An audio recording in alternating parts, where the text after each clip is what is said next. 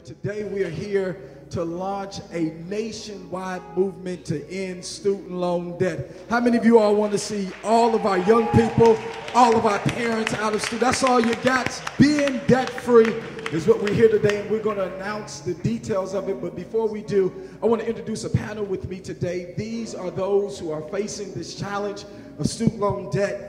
I wanted you all to hear rather some of the struggles they face. On my furthest right, he is a young man who is over $200,000 in debt. Sitting next to him is a working professional at the University of Chicago who is over $200,000 in debt. Combined, that is close to $400,000 in debt. And to my left, she works here at PUSH, but she is close to $50,000 in debt. And so I want to start this conversation as we proceed with this idea today that we're going to release. Could you tell us real quick, Nicholas, what is it that you're facing, how much you're facing, and some of the challenges you're facing with your debt?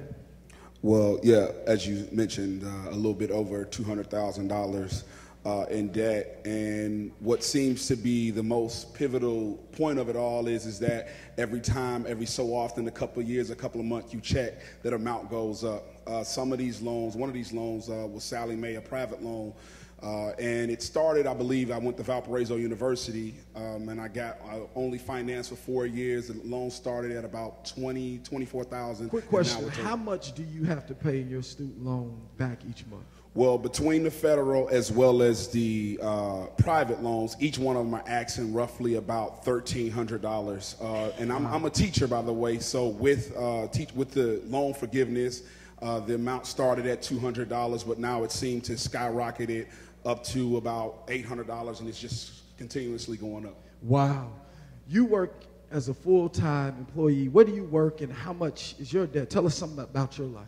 So good morning, everybody. I work at the University of Chicago. I'm the Director of Human Resources, and I'm also a pastor in the AME Church. My debt has been growing, as you just said, Nicholas, growing.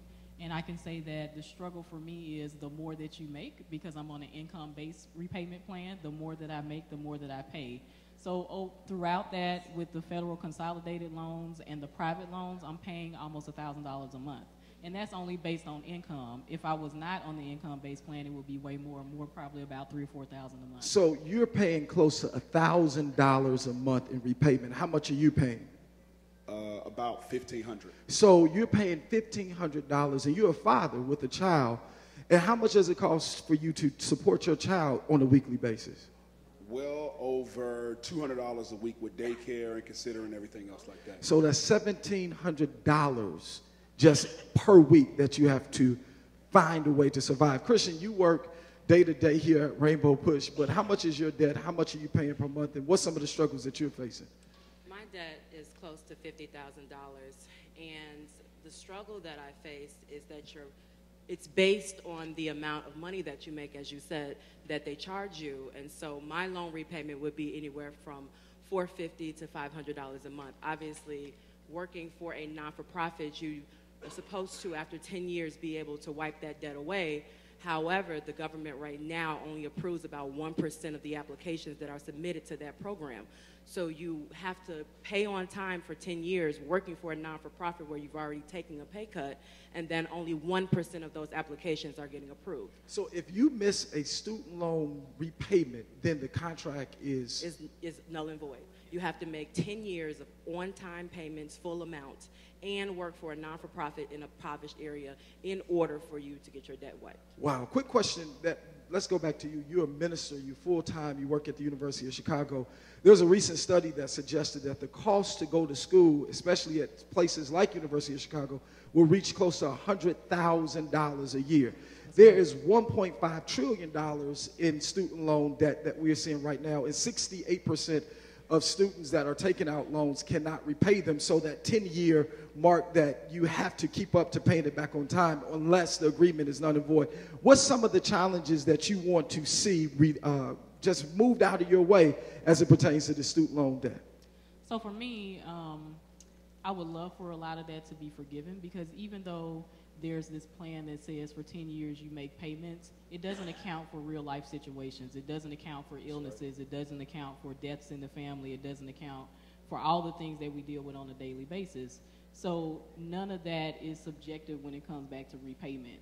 And we all have different life situations that we lose jobs. I work in human resources, we lose jobs. We lose a lot of things in our lives that keep us from making these payments. Like, I'll give you an example. For instance, I had 2 car accidents within 1 year. Wow. And none of them were my fault, but that's something that keeps us going to work. So if I don't have a car, I can't make it to work. That's so right. there are multiple things that people are dealing with student loans that, you know, you can't even control on your own. So I would love for someone to look at that and say, okay, we need to reconfigure this. So quick question, let me ask you this before we bring up our state senator and the young man who's going to help us with this movement. Quick question, Christian, real quick. 10 years, have you ever missed a student loan payment since you've taken out this agreement? Absolutely. And as a result of missing it, what has been some of the challenges you faced? As a result of missing it, obviously I have to start all over again with the 10 years. And so every time you miss it, you start all over. So for those of you that are watching us, what we are here to do today and what we're getting ready to starting on Thursday, everybody say Thursday that's with us. Thursday at 6 o'clock, those of you that are watching us online, the reason why we want you to share with us how much you're in debt is because we're getting ready to release a nationwide campaign. And this campaign is essentially to say, free us from student loan debt. Do we want to see people free from student loan debt? And so, home is where the heart is. And he's a state senator in this 13th district. What we're asking for is 3 things. Everybody say 3 things. The first thing we're asking for is for colleges and universities to lower the cost of tuition and use endowments to subsidize tuition.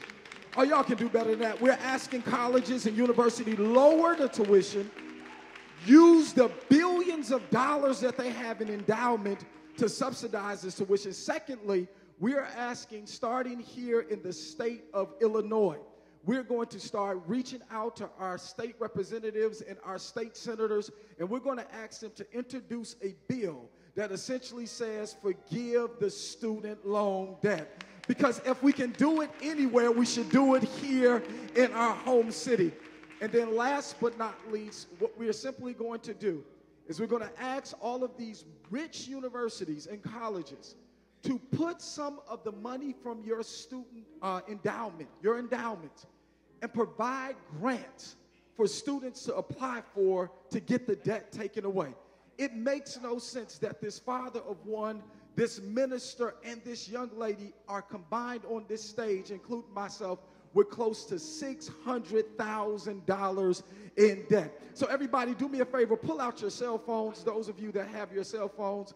I want you, if you're in debt, and those of you that are watching us online, use this hashtag, freedom of student debt. Push for freedom right now. So I want you to use that hashtag one more time, push for debt freedom. Push for debt freedom. I want you to use that. And we're just starting this movement. But I'm glad that we have a leader that's still alive, a leader that has strength, a leader that pushed me to go ahead and let's make this movement.